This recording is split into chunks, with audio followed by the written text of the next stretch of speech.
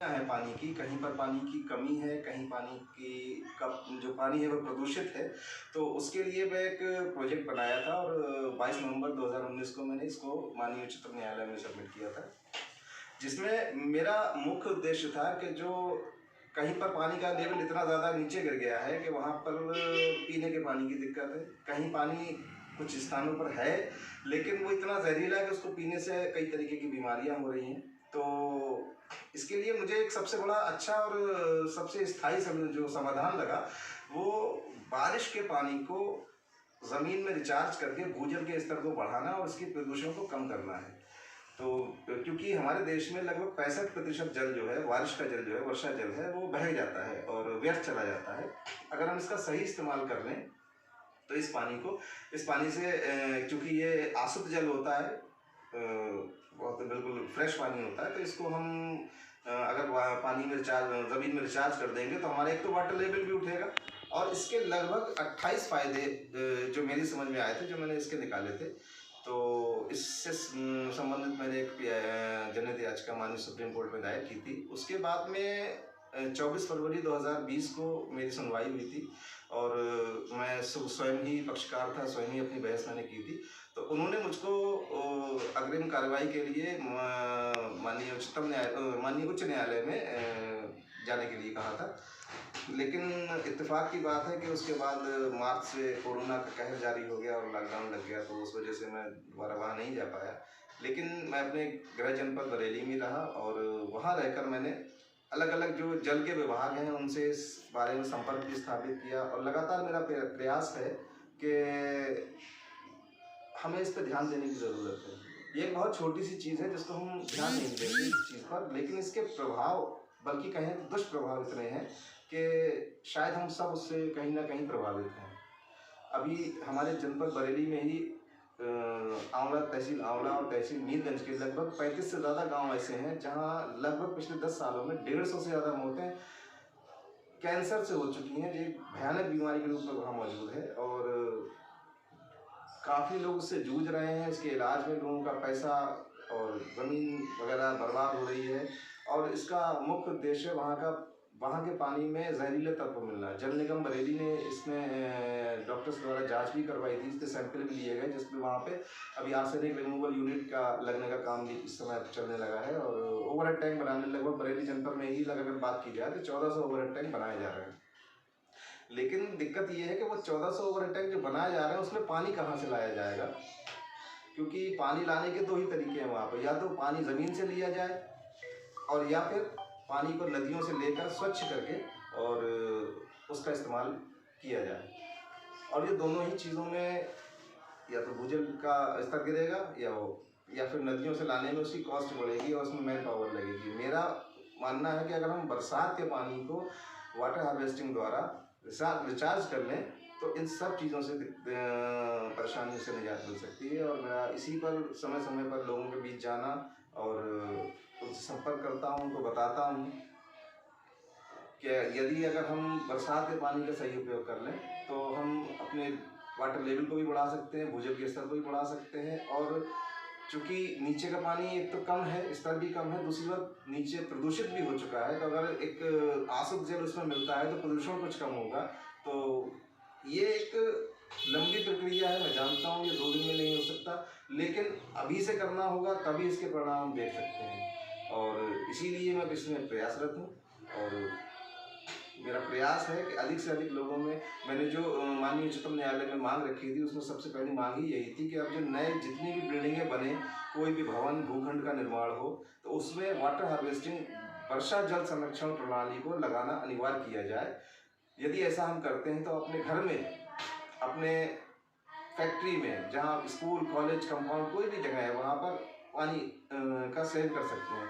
अभी बरसात भी आने वाली है, एक 100 गज का घर अगर है, 100 गज का भूखंड है और अगर हम उसमें एक वाटर हार्वेस्टिंग लगाते हैं तो उस 100 गज से हम लगभग 27 से 30 हज़ार लीटर पानी एक बरसात में सेव कर सकते हैं।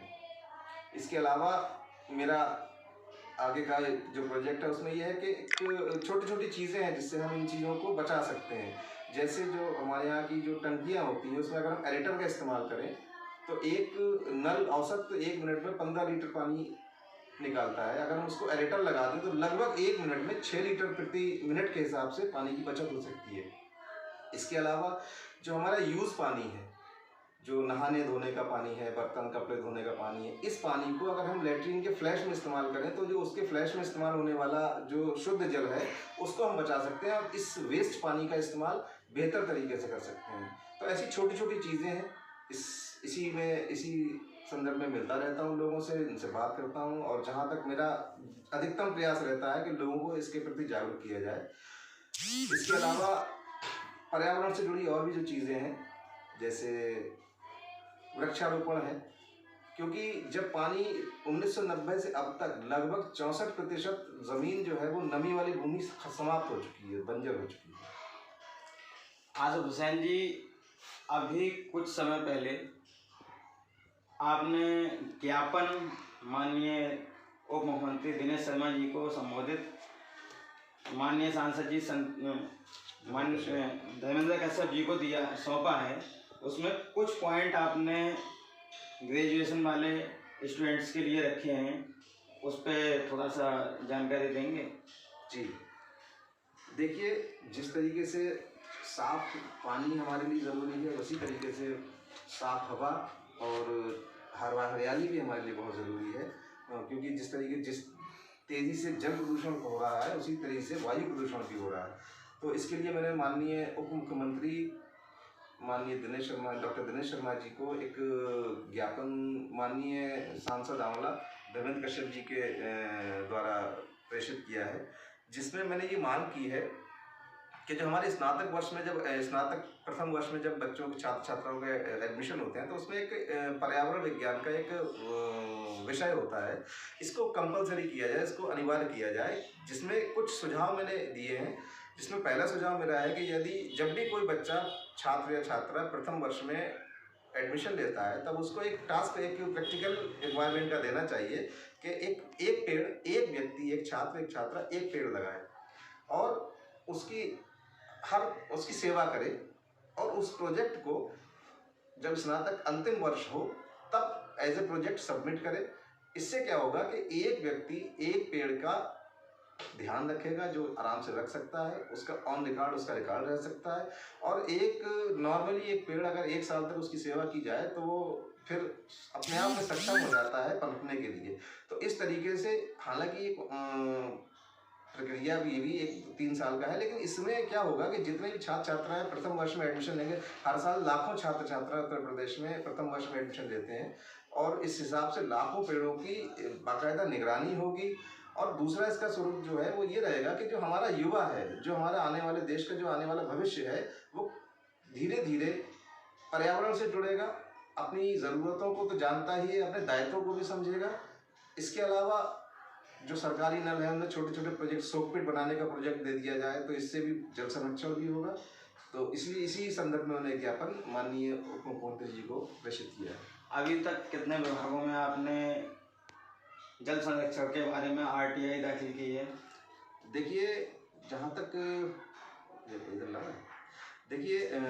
सबसे पहले तो मैंने जो भूगर्भ जल विभाग है उनसे मैंने इस संदर्भ में बात की और सूचना अधिकार अधिनियम के तहत इनसे सूचना मांगी थी कि चूँकि भूगर्भ जल विभाग जो है वो ज़मीन के नीचे के पानी का प्रभार है उसके पास, तो उनसे मैंने ये पूछा था क्योंकि यहाँ 2 चीज़ें थी जिसके बारे में एक बात के बारे में उन्होंने पहले ही कहा कि पानी का लेवल डाउन हुआ है, दूसरा पानी प्रदूषित भी हो रहा है। तो कहीं ना कहीं से कहाँ से आ रहा है, उसका सोर्स क्या है, इस संदर्भ में मैंने सूचना उनसे पूछा था कि भूगर्भ जल विभाग से, तो उन्होंने कहा कि उनका काम केवल मॉनिटरिंग है। इसके अलावा मैं उत्तर प्रदूषण कंट्रोल बोर्ड बरेली का जो क्षेत्रीय कार्यालय है वहाँ गया भी था और उनसे मैंने सूचना के माध्यम से पूछा भी था कि जो मीरगंज और आंवला वगैरह जहाँ प्रदूषण हो रहा है तो उसके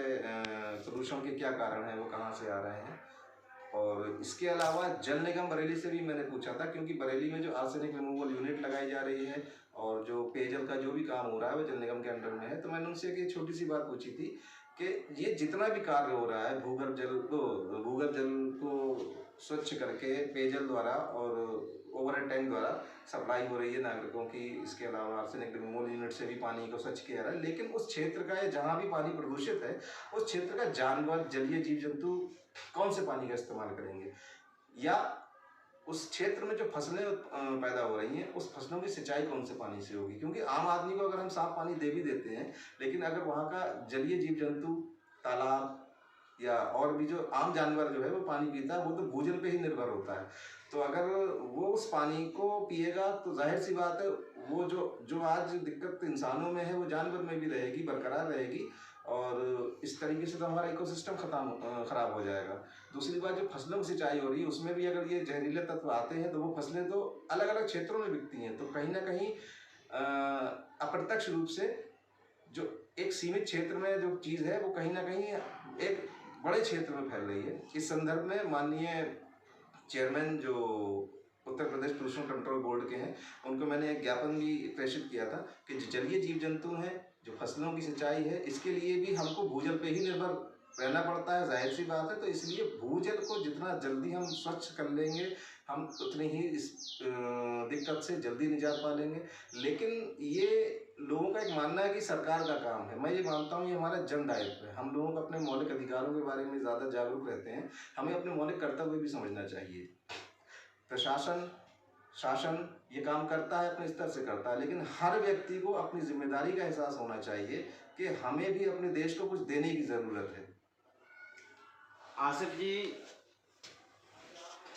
आप हमारे चैनल के माध्यम से समाज को क्या संदेश देना चाहेंगे? जी देखिए, मैं कहना चाहूँगा कि सिर्फ जिस तरीके से हम अपने मौलिक अधिकारों के लिए तत्पर रहते हैं, हमें अपने मौलिक कर्तव्यों का भी याद रखना चाहिए, ध्यान रखना चाहिए। हम हमेशा देश से लेने की सोचते हैं, हमको देश को देने के बारे में भी सोचना चाहिए।